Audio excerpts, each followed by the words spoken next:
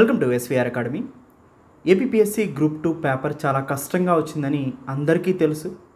అయితే cut off మీద మనకి ముఖ్యమైన సమాచారం ఎందుకు నేను డిలే చేశానంటే, నేను ఒక ఓటింగ్ ప్రాసెస్ని లాంచ్ చేయడం జరిగింది టెలిగ్రామ్ ఛానల్లో, యాజ్ వెల్ యాజ్ దాంతోపాటు నేను యూట్యూబ్ ఛానల్లో కూడా ఒక ఓట్ని కండక్ట్ చేయడం జరిగింది.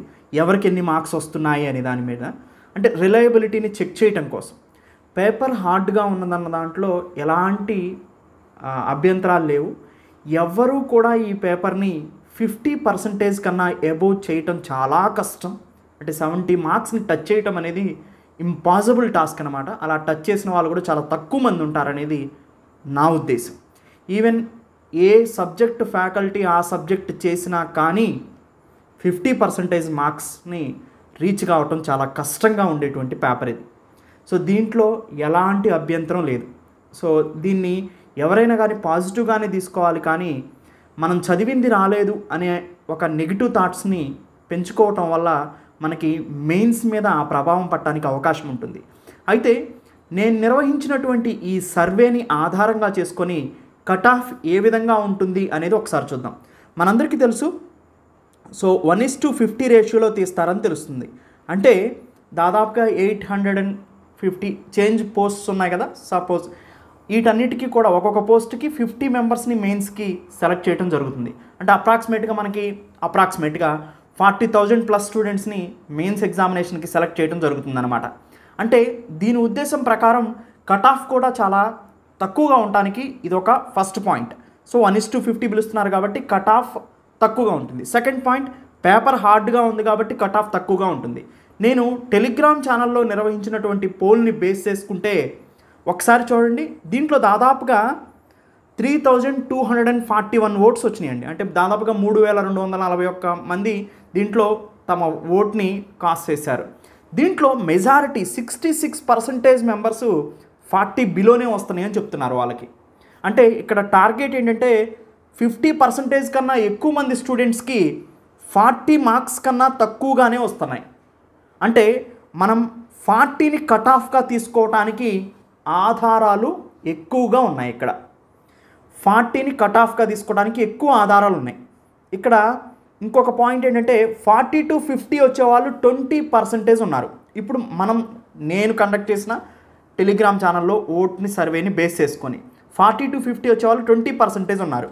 అంటే ఈ రెండింటిని కనుక నేను బేస్ చేసుకుంటే, అంటే 40 బిలో 66% అండ్ 40 to 50 వచ్చేవాళ్ళు 20%. ఈ రెండింటిని కనుక నేను కన్సిడర్ చేస్తే ఈ రెండింటి నుంచి నాకేం కంక్లూజన్ వస్తుందంటే 45 ±5 ఇది నా కంక్లూజన్.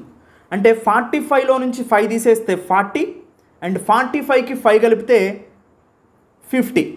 So 40 to 50. సో అంటే దాదాపుగా నా ఉద్దేశం ప్రకారం 40 to 50 మధ్యలో కట్ ఆఫ్ కన్ఫామ్గా ఉంటుంది. 40 వచ్చిన వాళ్ళు కూడా చాలా పాజిటివ్ వేలో ఉన్నట్టే, వాళ్ళు మెయిన్స్కి ప్రిపేర్ చేయొచ్చు. అయితే ఇక్కడ ఒక సందిగ్ధం ఉండిందండి. సో మనం కట్ ఆఫ్ అనేది ఇంతమంది, ఈ 8 లక్షల మంది స్టూడెంట్స్లో కట్ ఆఫ్ని నిర్ధారించడం అనేది చాలా కాంప్లెక్స్ టాస్క్.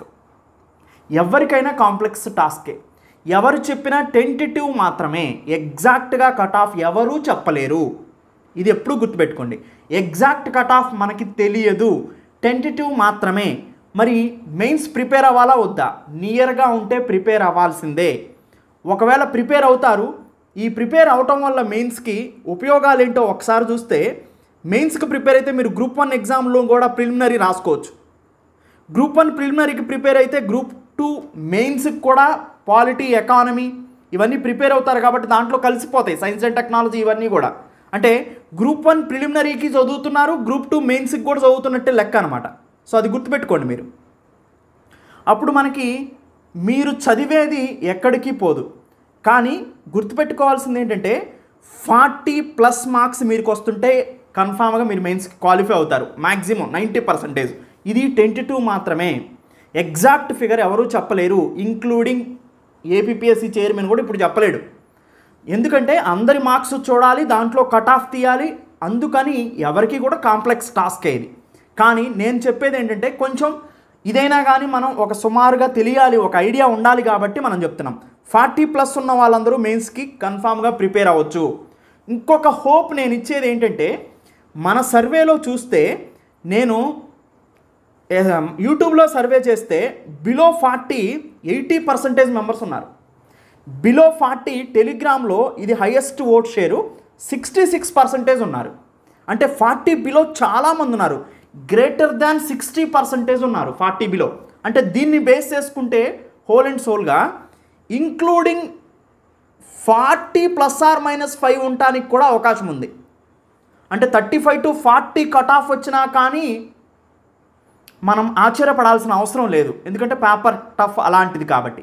కానీ నేను చెప్పేది ఏంటంటే 35+ ఉన్న వాళ్ళు కూడా మెయిన్స్కి ప్రిపేర్ అవ్వడానికి ఛాన్సెస్ ఒక 20% ఉన్నాయి, అది గుర్తుపెట్టుకోండి. కానీ 80% మాత్రం 40+ వచ్చిన వాళ్ళు కన్ఫామ్గా మెయిన్స్కి చదువుకోవచ్చు, వాళ్ళు కంటిన్యూ చేయొచ్చు. ఈవెన్ 35+ వచ్చిన వాళ్ళు కూడా చదువుకుంటే మంచిది. అలా అని నేను వాళ్ళకి అష్యూరెన్స్ ఇవ్వను పక్కాగా మీకు వస్తుంది అని. ఓకేనండి. సో ఇది నా కంక్లూజన్, మన సర్వేల్ని బేస్ చేసుకొని చెప్పేది.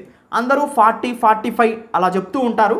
కానీ నేనేమి హోప్ ఇస్తున్నానంటే, కొంతమంది ఒక 20%, 80% కాదు, ఒక 20% హోప్ ఏంటంటే 35+ వచ్చిన వాళ్ళు కూడా మెయిన్స్ రన్నింగ్లో ఉండొచ్చేమో అనేది నా ఒక అవగాహన. ఎందుకంటే నేను చేసినటువంటి ఇండివిజువల్ సర్వేల ప్రకారం.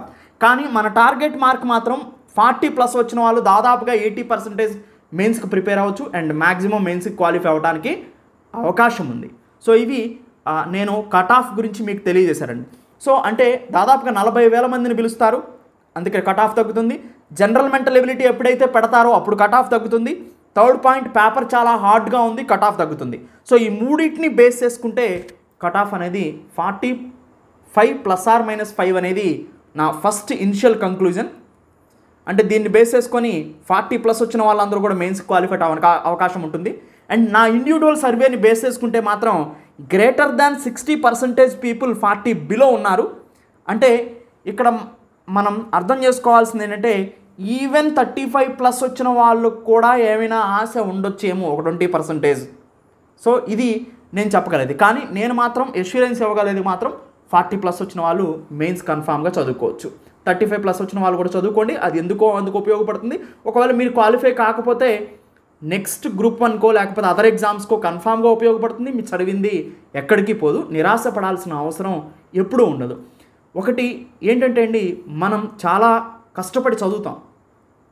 కష్టపడి చదివినప్పుడు కన్ఫామ్గా కొన్ని పాజిటివ్స్ అండ్ కొన్ని నెగిటివ్స్ ఉంటాయి. సో మనం ఒక 4 సబ్జెక్టులు కష్టపడి బాగా చదువుతాం, ఏదో ఒక సబ్జెక్ట్ వదులుతాం, ఆ సబ్జెక్ట్ నుంచి ఎక్కువ వస్తూ ఉంటాయి. సో అది మన bad luck.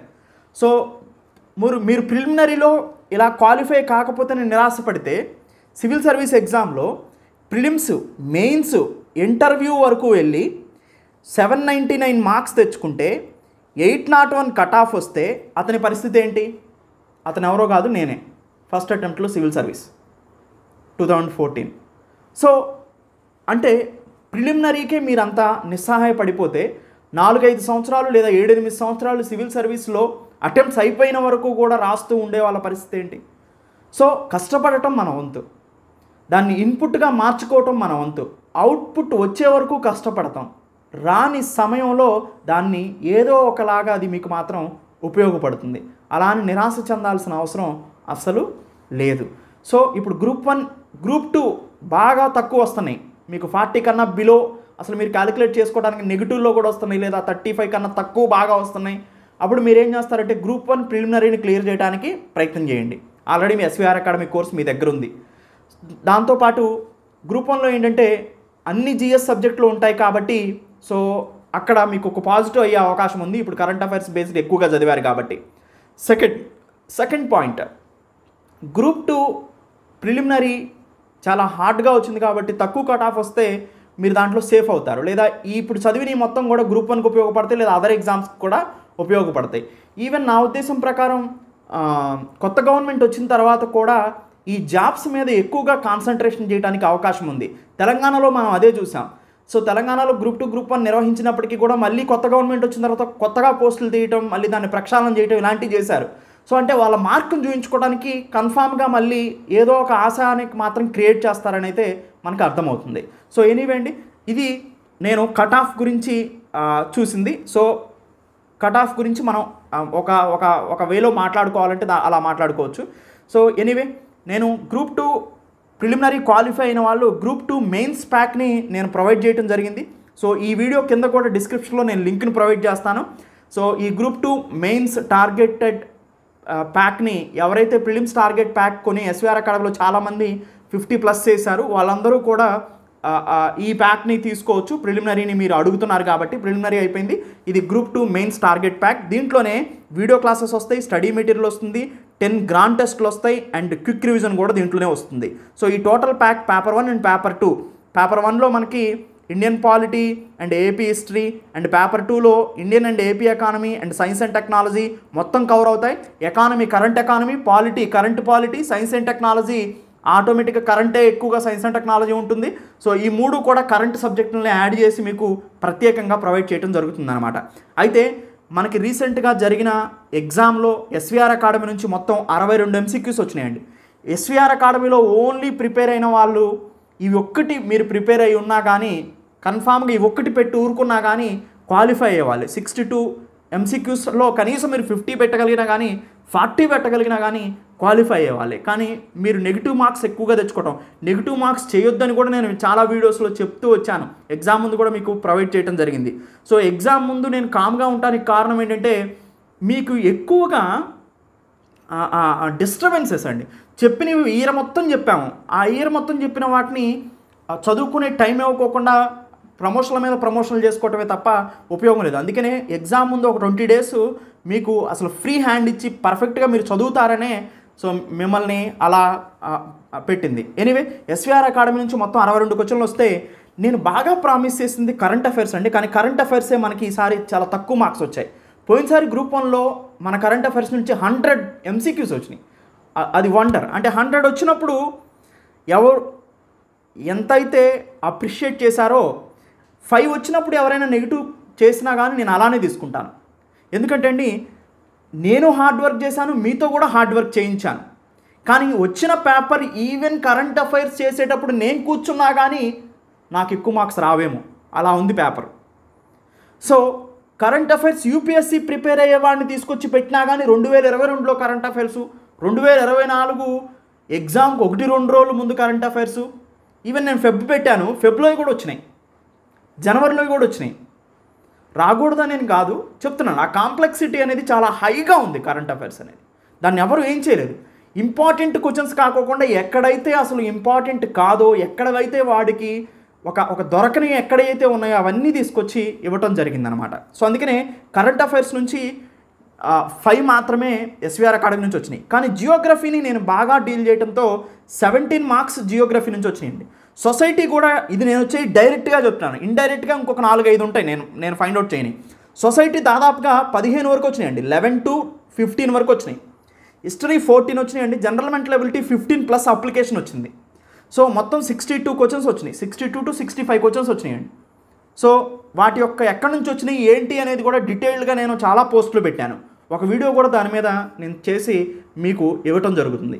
Anyway, final word ఏంటంటే ఎస్వీఆర్ అకాడమీలో ప్రిపేర్ అయిన వాళ్ళు సో నాకు మార్క్స్ పంపిస్తున్నారు. 40+ వచ్చిన వాళ్ళు బాగానే ఉన్నారు. మీరందరూ కూడా మెయిన్స్ని కంటిన్యూ చేయండి. టార్గెటెడ్ ప్రిలిమ్స్ ప్యాక్ తీసుకున్న వాళ్ళు మీకు ఆల్రెడీ మెయిన్స్ లేదు కాబట్టి ఈ మెయిన్స్ ప్యాక్ని మీరు ఉపయోగించుకోవచ్చు. సో సింపుల్గా ఈ వీడియో లింక్ కింద నేను ఈ మెయిన్స్ ప్యాక్ డీటెయిల్స్ కూడా ప్రొవైడ్ చేయడం జరుగుతుంది. సో అక్కడ నుంచి మీరు ఆ లింక్ని క్లిక్ చేసి పర్చేజ్ చేయొచ్చు. లేదా సింపుల్గా ఎస్వీఆర్ అకాడమీ యాప్ని డౌన్లోడ్ చేసుకొని ఆ యాప్లో సో ఫస్ట్ కనిపించేటువంటి గ్రూప్ 2 మెయిన్స్ టార్గెట్ ప్యాక్ని క్లిక్ చేసి పర్చేజ్ చేయడానికి అవకాశం ఉంటుంది. ఈ వీడియో చివరిలో కూడా ఈ ప్యాక్ని ఎలా పర్చేజ్ చేయాలో నేను చెప్తాను. Thank you, have a nice day. SVR academy app open చేసిన తర్వాత మీకు ఇలా కనిపిస్తుంది. స్టోర్ బటన్ని మీరు క్లిక్ చేస్తారు. మీరు APSC group 2 mains target pack 2500 అని చూపిస్తుంది కదా, దీని మీద క్లిక్ చేస్తారు. ఇలా క్లిక్ చేయగానే బైనో బటన్ మనకు కనిపిస్తుంది కింద. ఆ బైనో బటన్ని క్లిక్ చేస్తారు. ఆ బైనో బటన్ని క్లిక్ చేస్తే మీకు పర్చేసింగ్ ఆప్షన్స్ మనకి డిస్ప్లే అవుతాయి. యూపీఐ కానీ, కార్డ్ కానీ, నెట్ బ్యాంకింగ్, వ్యాలెట్, ఈఎంఐ ఎలా అయినా వస్తుంది మీకు. సపోజ్ యూపీఐని క్లిక్ చేశారనుకోండి, యూపీఐ చూపిస్తుంది. పేనో బటన్ని క్లిక్ చేశారనుకోండి, యూపీఐని క్లిక్ చేస్తే ఇక్కడ మీ మొబైల్ నెంబర్ని ఎంటర్ చేయండి. ఫోన్పేకి లేదా గూగుల్ పేకి లేదా పేటిఎంకి యాడ్ అయి ఉన్న మొబైల్ నెంబర్ని ఇక్కడ ఎంటర్ చేసి పేనో బటన్ని క్లిక్ చేశారంటే ఆటోమేటిక్గా మీ పేమెంట్ అనేది వచ్చేస్తుంది. కోర్స్ కూడా ఆటోమేటిక్గా యాక్టివేట్ అయిపోతుంది. Thank you.